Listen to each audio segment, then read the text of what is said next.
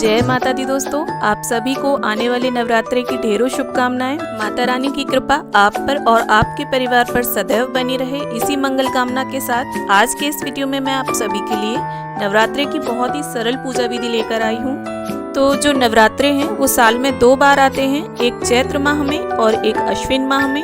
चैत्र माह में पड़ने वाली नवरात्रि को चैत्र नवरात्रि बोलते हैं और अश्विन माह में पड़ने वाली नवरात्रि को शारदीय नवरात्रि बोला जाता है। तो देखिए पूजा विधि जो है वो दोनों की सेम रहती है। आपको इस तरह से देखिए एक चौकी लगा लेनी है और लाल रंग का वस्त्र बिछा लेना है और यहाँ माता को आसन देने के लिए मैंने एक ऊपर से और चौकी लगाई हुई है। और इस पूजन को देखिए आप अपने मंदिर में भी कर सकते हैं अगर आपके मंदिर में जगह है। और देखिए अगर अलग से चौकी लगा रहे हैं तो घर में एक ऐसी जगह चुनें साफ सुथरी हो और वहाँ ज़्यादा डिस्टरबेंस ना हो। और चूंकि 9 दिन के लिए इनकी स्थापना होती है तो एक बार स्थापना के बाद इन्हें हिलाया नहीं जाएगा। आप कोशिश करें मंदिर वाले कमरे में, मंदिर के आसपास ही ये स्थापना करें। और देखिए इस तरह से हम अष्टदल कमल बना लेंगे। यहाँ अक्षतों की सहायता से मैंने अष्टदल कमल बना लिया है। और देखिए नवरात्रे में जो कलश स्थापना होती है वो अनिवार्य होती है। यहाँ पर मैंने पीतल का एक लोटा लिया है और उसके कंठ पर मोली बांध ली है, स्वस्तिक बना लिया है। आप पीतल, तांबा या मिट्टी इन्हीं पात्रों का इस्तेमाल करें। और इसके बाद देखिए हम साफ जल भर लेंगे कलश में। आपको कलश में गंगा जल भी डालना है और इसके साथ ही हल्दी की गांठ, सुपारी, सिक्का, चंदन, रोली, अक्षत ये सभी सामग्री हम कलश में डाल देंगे। अगर हल्दी की गांठ आपके पास नहीं है तो आप पाउडर भी प्रयोग कर सकते हैं। और इसके साथ देखिए यहाँ 11 आम के पत्तों का एक गुच्छा है मेरे पास, तो मैंने वो लिया है और उसे चंदन और रोली से टीक लिया है सभी पत्तों को। और अगर आपको आम के पत्ते ना मिले तो आप अशोक के पत्ते भी लगा सकते हैं और पान के पत्ते भी लगाए जा सकते हैं, लेकिन पान के पत्ते जो हैं वो सूख जाते हैं जल्दी से।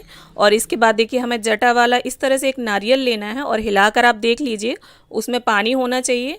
और इसके साथ ही देखिए आप लाल कपड़ा भी लपेट सकते हैं। यहाँ पर मैंने चुनरी लपेट दी है और फिर कलावे की मदद से उसको व्यवस्थित कर दिया है। अब देखिए आप नारियल का जो मुख है उसे ऊपर की ओर भी रख सकते हैं या पूजा करने वाले की ओर भी। इसके साथ ही हमने यहाँ पर एक पान का पत्ता लिया है और इसी पर हम गणपति जी को विराजमान करेंगे। आप फूलों का या चावलों का आसन देकर भी गणपति जी की स्थापना कर सकते हैं। और इसके साथ ही देखिए यहाँ फूलों का आसन देते हुए दुर्गा माता की मूर्ति है मेरे पास, तो हम उन्हें विराजमान कर लेंगे। अगर आपके पास मूर्ति ना हो तो आप फोटो भी रख सकते हैं। और देखिए नवरात्रि की जो पूजन है वो बहुत विस्तृत होता है, उसमें षोडश मातृका बनाए जाते हैं, नवग्रह बनाए जाते हैं, पर मैं यहाँ पर आपके साथ सरल विधि शेयर कर रही हूँ। जो नवरात्रि का अनिवार्य पूजन है मैं उन्हीं की स्थापना करके पूजन करके आपको दिखाऊंगी। तो देखिए फिर इस तरह से एक पूजा के पात्र में ही हमें स्वस्तिक बना लेना है। स्वस्तिक आप चंदन से भी बना सकते हैं और रोली से भी। और इसी पर देखिए अब हमने जो ज्वारे बोए हैं उनकी स्थापना कर लेंगे। यहाँ पर जमुना जी की बालू थी मेरे पास और जौ से मैंने ज्वारे बोए हैं। बहुत से लोग गेहूं भी डालते हैं पर मैंने यहाँ जौ का प्रयोग किया है। और इसके बाद देखिए अब हम अपने जो ज्वारे हैं उन्हें भी विराजमान कर लेंगे। इनमें साक्षात माता रानी का वास माना जाता है। और देखिए सभी की स्थापना करने के बाद, विराजमान करने के बाद चौकी पर अब हम दीपक प्रज्वलित कर लेंगे। और इसके बाद जल और फूल की सहायता से स्नान की भावना से सभी को हम छींटा देते हुए स्नान करा लेंगे। और जिस प्रकार स्नान के बाद वस्त्र पहने जाते हैं ठीक उसी प्रकार से अब हम सभी को वस्त्र अर्पित कर देंगे। और माता रानी के लिए अगर आप चुनरी, श्रृंगार का सामान जो भी लाए हैं तो वो उन्हें भेंट करें। और देखिए श्रृंगार का सामान जो माता रानी को आप अर्पित करेंगे तो उसे पहले दिन या लास्ट दिन किसी भी दिन अर्पित कर सकते हैं। और इसके साथ देखिए अब हम सभी को चंदन, रोली, अक्षत अर्पित कर देंगे। नवरात्रि के इन 9 दिनों में चारों तरफ माता रानी की झांकियाँ और उनके भजनों से जो रौनक होती है वो देखने लायक होती है, देखकर हटने का बिल्कुल भी मन नहीं करता।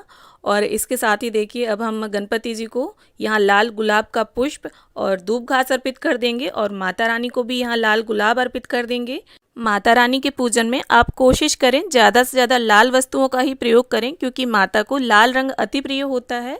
और इसके साथ ही देखिए कलश देव पर भी हम पुष्प अर्पित कर देंगे, फूलों की माला अर्पित कर देंगे। और गणपति जी को आप कुछ भी अलग से भोग रख दीजिए, मीठा, फल, मेवे या मिश्री जो भी आपके पास उपलब्ध हो। और देखिए नवरात्रि में बताशे का भोग विशेष होता है, तो आप बताशे का भोग जरूर रखिए। इसके साथ अगर घर में कुछ मीठा है तो उसका भोग लगाइए माता रानी को। फल या मेवे जो भी उपलब्ध हो आपके पास घर में, आप उनका भोग माता रानी को प्रेम पूर्वक लगाइए। या सिर्फ बताशे का भोग भी आप प्रेम से लगाएंगे तो माता रानी उसे भी स्वीकार करेंगी। और भोग के साथ ही माता रानी के लिए आप जल भरकर जरूर रख दें, छोटा बड़ा जैसा भी पात्र हो आपके पास पूजा का। और इसके साथ देखिए सभी को अब हम सुगंध अर्पित कर देंगे। और माता को मुख शुद्धि के लिए यहाँ पर पान, लौंग, इलायची और सुपारी अर्पित कर देंगे हम। और देखिए लौंग जो भी प्रयोग करें आप नवरात्रि की पूजा में, उसे देख लें अच्छे से, उसमें फूल होना चाहिए, फूल कहीं से भी खंडित टूटा नहीं होना चाहिए। और इसके साथ देखिए जो भी आपका सामर्थ्य हो, जितनी इच्छा हो, आप दक्षिणा जरूर निकाल दें। और इसके साथ अब हम छोटा सा हवन कर लेंगे। यहाँ गाय के गोबर के उपले पर 9 आहुतियाँ दे देंगे हम। और इसके साथ देखिए जो भी आपने भोग लगाया हो माता को, उसका टुकड़ा भी आप जरूर डालें इस भोग में। और देखिए अगर आपके पास उपले की व्यवस्था ना हो तो आप सूखे नारियल पर या कपूर पर भी हवन आहुतियाँ दे सकते हैं। लेकिन नवरात्रि पर चाहे आप छोटा सा ही हवन करें, लेकिन उसे ज़रूर करें, क्योंकि ऐसा माना जाता है कि हवन में दी गई आहुतियाँ, प्रसाद भगवान को सीधे स्वीकार होते हैं। और इसके साथ ही देखिए एक साबुत फूल के लौंग के जोड़े की इलायची की आहुति दे देंगे हम। और इसके साथ अगर आप चाहते हैं तो दुर्गा स्तुति, दुर्गा चालीसा या दुर्गा सप्तशती का पाठ भी कर सकते हैं। इसके साथ ही अब हम गणपति जी की, माता रानी की, ज्वारों की, कलश देव की, सभी की प्रेम पूर्वक आरती उतार लेंगे। अम्बे तू है जगदम्बे काली, जय दुर्गे खप्पर वाली, तेरे ही गुण गाएं भारती हो मैया, हम सब उतारें माँ की आरती। तेरे भक्त जनों पे मैया भीड़ पड़ी है भारी, दानव दल पर टूट पड़ो माँ करके सिंह सवारी, 100 सिंगों से तू बलशाली, अष्टभुजाओं वाली, दुखियों के दुखड़े निवारती। तो इस प्रकार से देखिए धूप दीप से आरती उतार लेंगे हम माता की और आरती ले लेंगे। आप परिवार के सभी सदस्यों को माता की आरती जरूर दें और देखिए आरती में भी सभी को सम्मिलित करें। और इसके साथ ही देखिए पूजन संपन्न करने के बाद हम माता से क्षमा याचना जरूर कर लेंगे कि पूजा में अगर हमसे किसी भी प्रकार की भूल हो गई हो तो माता हमें अपना बालक समझकर क्षमा करें। और पूजा के बाद आप चौकी के आसपास जल जरूर फेर दें। तो उम्मीद करती हूँ नवरात्रि की पूजा की ये सरल सी विधि आप सभी को जरूर पसंद आई होगी। वीडियो अगर अच्छा लगा हो तो इसे लाइक करें, अपने सभी फ्रेंड्स एंड फैमिली मेम्बर्स के साथ इसे शेयर करें। और अगर आपने हमारे चैनल को सब्सक्राइब कर रखा है तो बहुत धन्यवाद। और अगर मेरी आवाज़ पहली बार सुन रहे हैं, पहली बार इस चैनल पर आए हैं, तो चैनल को सब्सक्राइब करना बिल्कुल ना भूलें।